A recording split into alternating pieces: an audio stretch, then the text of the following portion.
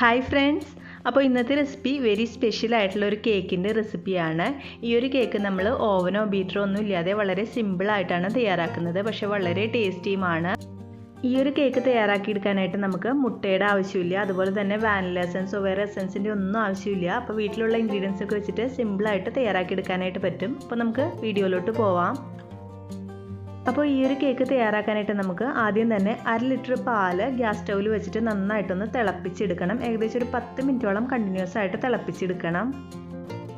1/2 litre പാല് ഏകദേശം ഒരു 300 ml ആവുന്നത് വരെ വറ്റിച്ചെടുക്കണം. അപ്പോൾ ഒരു മീഡിയം ഫ്ലെയിമിലിട്ടിട്ട് വറ്റിച്ചെടുത്താൽ മതി. ഇപ്പോൾ പാല് നന്നായിട്ടൊന്ന് തിളച്ച് വന്നിട്ടുണ്ട്. ഇനി ഇതൊരു മീഡിയം ഫ്ലെയിമിലിട്ടിട്ട് ഇടയ്ക്കിടയ്ക്ക് ഇളക്കി കൊടുത്തിട്ട് നമുക്കിതൊരു 10 മിനിറ്റോളം വറ്റിച്ചെടുക്കാം. 10 മിനിറ്റൊക്കെ കഴിഞ്ഞപ്പോൾ പാൽ അത്യാവശ്യം നന്നായിട്ട് കുറുകി വന്നിട്ടുണ്ട്. ഇനി ഇതിലേക്ക് നമുക്ക് 120 ഗ്രാം പഞ്ചസാര ചേർത്ത് കൊടുക്കാം. എന്നിട്ട് വീണ്ടും ഒരു 3-4 മിനിറ്റ് മീഡിയം ഫ്ലെയിമിലിട്ടിട്ട് വറ്റിച്ചെടുക്കാം.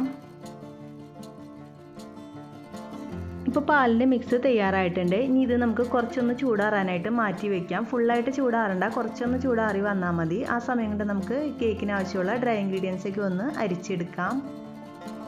ഇതിലേക്ക് ഇപ്പോൾ 1 കപ്പ് മൈദ ചേർത്ത് കൊടുക്കുന്നുണ്ട്. 1 കപ്പ് എന്ന് പറയുമ്പോൾ 120 ഗ്രാമിൻ്റെ കപ്പാണ് ഞാൻ യൂസ് ചെയ്യുന്നത്. എന്നിട്ട് നമുക്ക് ഇത് നന്നായിട്ടൊന്ന് അരിച്ചെടുക്കണം. ഇനി ഇതിലേക്ക് നമുക്ക് 1/2 കപ്പ് കസ്റ്റാർഡ് പൗഡർ ചേർത്ത് കൊടുക്കാം. അപ്പോൾ കസ്റ്റാർഡ് പൗഡർക്ക് ഇപ്പോൾ എല്ലാ സൂപ്പർ മാർക്കറ്റിലും അവൈലബിൾ ആണ്. ഇതിലേക്ക് ഇപ്പോൾ നിങ്ങൾക്ക് കസ്റ്റാർഡ് പൗഡർ ഇല്ലയെന്നുണ്ടെങ്കിൽ കുഴപ്പമില്ല കേട്ടോ, അതിന് പകരം തന്നെ മൈദ ചേർത്ത് കൊടുക്കാം. പക്ഷേ ശരിക്കും ആ ഒരു ടേസ്റ്റ് കിട്ടണമെന്നുണ്ടെങ്കിൽ കസ്റ്റാർഡ് പൗഡർ തന്നെ യൂസ് ചെയ്യുന്നതാണ് നല്ലത്. അപ്പോൾ ശരിക്കും ആ ഒരു ഫ്രൂട്ട് കേക്കിൻ്റെയൊക്കെ ടേസ്റ്റ് കിട്ടും. ഇനി ഇതിലേക്ക് 1 ടീസ്പൂൺ ബേക്കിംഗ് പൗഡർ ചേർത്ത് കൊടുക്കാം. നമ്മൾ കേക്കിലേക്ക് ബേക്കിംഗ് സോഡ ചേർക്കുന്നില്ല, ബേക്കിംഗ് പൗഡർ മാത്രമേ യൂസ് ചെയ്യുന്നുള്ളൂ. എന്നിട്ട് ഇതും കൂടി നന്നായിട്ടൊന്ന് അരിച്ചെടുക്കാം.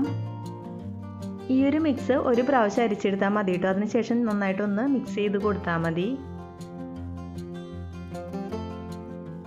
ഇപ്പോൾ കേക്കിന് ആവശ്യമായ ഡ്രൈ ഇൻഗ്രീഡിയൻസിൻ്റെ മിക്സ് തയ്യാറായിട്ടുണ്ട്. ഇനി അടുത്തതായിട്ട് നമുക്ക് ചൂടാറാനായിട്ട് മാറ്റി വെച്ചിരിക്കുന്ന പാലിലേക്ക് 1/2 കപ്പ് സൺഫ്ലവർ ഓയിൽ ചേർത്ത് കൊടുക്കാം. 1/2 കപ്പ് എന്ന് പറയുമ്പോൾ 60 ml. അപ്പോൾ പാലെടുക്കുമ്പോൾ പ്രത്യേകം ശ്രദ്ധിക്കുക, ഇളം ചൂടുള്ള പാല് വേണം എടുക്കാനായിട്ട്. ചൂട് കൂടി പോകാനും പാടില്ല, ചൂട് കുറഞ്ഞു പോകാനായിട്ടും പാടില്ല.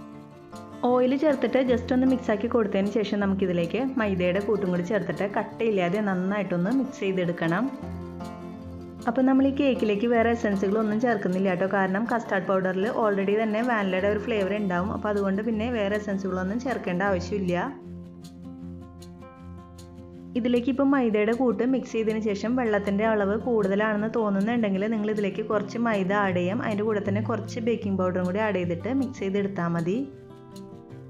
ഞാനിപ്പോൾ എടുത്തിരിക്കുന്ന അളവ് വെച്ചിട്ട് കറക്റ്റാണ് കേട്ടോ. 300 ml പാലായിട്ട് എടുക്കണമെന്നുണ്ടെങ്കിൽ കറക്റ്റ് അളവിൽ ഇതുപോലെ നല്ല തിക്നെസ്സിൽ കിട്ടും.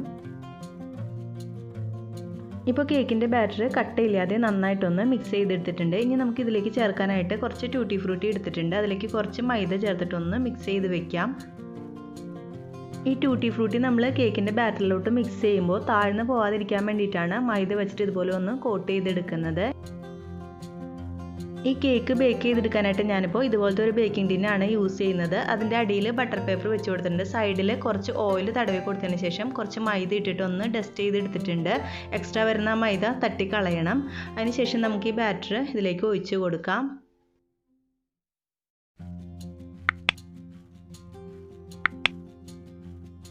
ബാറ്റർ ഒഴിച്ച് കൊടുത്തതിന് ശേഷം നമുക്കിതിലേക്ക് എടുത്തു വെച്ചിരിക്കുന്ന ടൂട്ടി ഫ്രൂട്ടി ഇതുപോലെ ചേർത്ത് കൊടുക്കാം. എന്നിട്ട് ഒരു സ്ക്യൂർ വെച്ചിട്ടൊന്ന് ജസ്റ്റ് മിക്സ് ചെയ്ത് കൊടുത്താൽ കറക്റ്റ് എല്ലായിടത്തോട്ടും ആയിക്കോളും.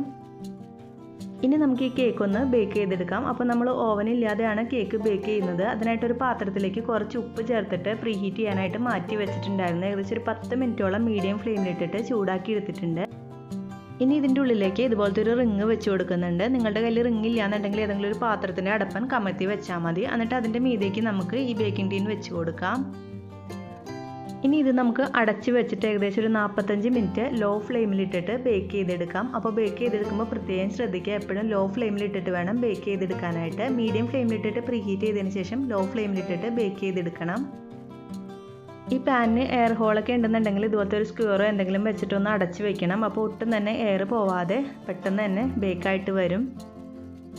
അപ്പോൾ കേക്ക് ബേക്ക് ചെയ്യുമ്പോൾ പലരും ശ്രദ്ധിക്കേണ്ട കാര്യം, ഓവനില്ലാതെയാണ് ബേക്ക് ചെയ്യണമെന്നുണ്ടെങ്കിൽ ഏറ്റവും ലോ ഫ്ലെയിമിൽ ഇട്ടിട്ട് വേണം കേട്ടോ ബേക്ക് ചെയ്തെടുക്കാനായിട്ട്. അപ്പോൾ നമ്മൾ ബാറ്ററിയൊക്കെ മര്യാദക്കൊക്കെ തയ്യാറാക്കിയിട്ട് അതിന് ശേഷം കേക്ക് ബേക്ക് ചെയ്യുമ്പോൾ അടിഭാഗമൊക്കെ കരിഞ്ഞ് പോകാറുണ്ട് പലർക്കും. അപ്പോൾ അതിന് കാരണം ഇതാണ്, ലോ ഫ്ലെയിമിൽ ഇട്ടിട്ട് ചെയ്യണം. തീ കൂട്ടിയിട്ടിട്ട് ബേക്ക് ചെയ്ത് കഴിഞ്ഞാൽ അടിഭാഗം പെട്ടെന്ന് കരിഞ്ഞു പോവുകയും ചെയ്യും, ഉള്ളു വേവുകയുമില്ല. അപ്പോൾ നിങ്ങൾ പ്രത്യേകം ശ്രദ്ധിക്കുക. അതുപോലെ തന്നെ ഇടയ്ക്കിടയ്ക്കൊന്നും ഓപ്പൺ ആക്കി നോക്കരുത്. ഏകദേശം ഒരു 30 മിനിറ്റൊക്കെ കഴിഞ്ഞിട്ട് മാത്രം ഓപ്പൺ ആക്കി നോക്കിയാൽ മതി, അല്ലെങ്കിൽ കേക്ക് പൊങ്ങി വരില്ല.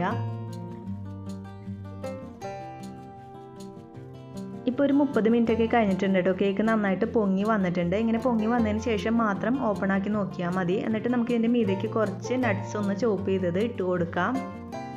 ഇത് തികച്ചും ഓപ്ഷണലാണ് കേട്ടോ. നിങ്ങൾക്ക് വേണമെന്നുണ്ടെങ്കിൽ മാത്രം ആഡ് ചെയ്ത് കൊടുത്താൽ മതി. അപ്പോൾ എൻ്റെ അടുത്ത് കുറച്ച് പിസ്തയും ബദാമൊക്കെ ഉണ്ടായിരുന്നതുകൊണ്ട് ഞാനിങ്ങനെ ആഡ് ചെയ്ത് കൊടുത്തതാണ്. വീണ്ടും അടച്ച് വെച്ചിട്ട് ഏകദേശം ഒരു 10 to 15 മിനിറ്റ് വരെ ബേക്ക് ചെയ്തെടുക്കാം.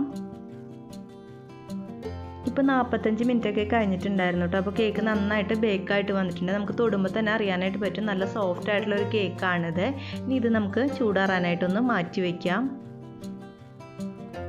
ഇപ്പോൾ നമ്മുടെ കേക്ക് നന്നായിട്ട് ചൂടാറിയൊക്കെ വന്നിട്ടുണ്ട്. ഇത് ഡീമോൾഡ് ചെയ്തെടുക്കാനായിട്ട് വളരെ എളുപ്പമുണ്ട്. ഇതുപോലെ ഒന്ന് കമഴ്ത്തി കൊടുത്താൽ പെട്ടെന്ന് തന്നെ വന്നോളും, ഒട്ടി പിടിച്ചൊന്നും ഇരിക്കുന്നുണ്ടാവില്ല.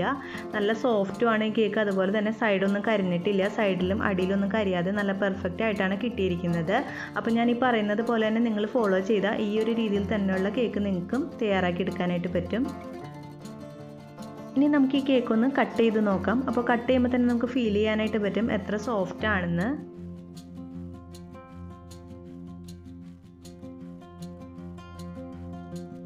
ഇതിൻ്റെ ഒരു പീസ് നിങ്ങൾക്ക് കാണുമ്പോൾ തന്നെ അറിയാനായിട്ട് പറ്റും എത്ര സോഫ്റ്റും അതുപോലെ എത്ര സ്പോഞ്ചിയും ആണെന്ന്. അപ്പോൾ വളരെ ടേസ്റ്റിയുമാണ് കേട്ടോ ഈ ഒരു കേക്ക്. കസ്റ്റർഡ് പൗഡർ ചേർത്തിട്ട് ഉണ്ടാക്കിയതുകൊണ്ട് തന്നെ ഒരു പ്രത്യേക ടേസ്റ്റാണ്. ശരിക്കും നമ്മൾ പുറത്തുനിന്ന് വാങ്ങി കഴിക്കുന്ന ആ ഒരു ഫ്രൂട്ട് കേക്കിൻ്റെ അതേ ടേസ്റ്റാണ്.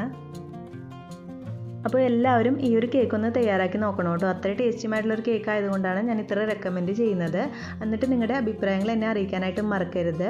ഈ വീഡിയോ നിങ്ങൾക്ക് ഇഷ്ടമായാൽ ലൈക്ക് ചെയ്യാനും കമൻറ്റ് ചെയ്യാനും പിന്നെ നിങ്ങളുടെ ഫ്രണ്ട്സിനായിട്ടൊന്ന് ഷെയർ ചെയ്യാനായിട്ടും മറക്കല്ലേ. താങ്ക്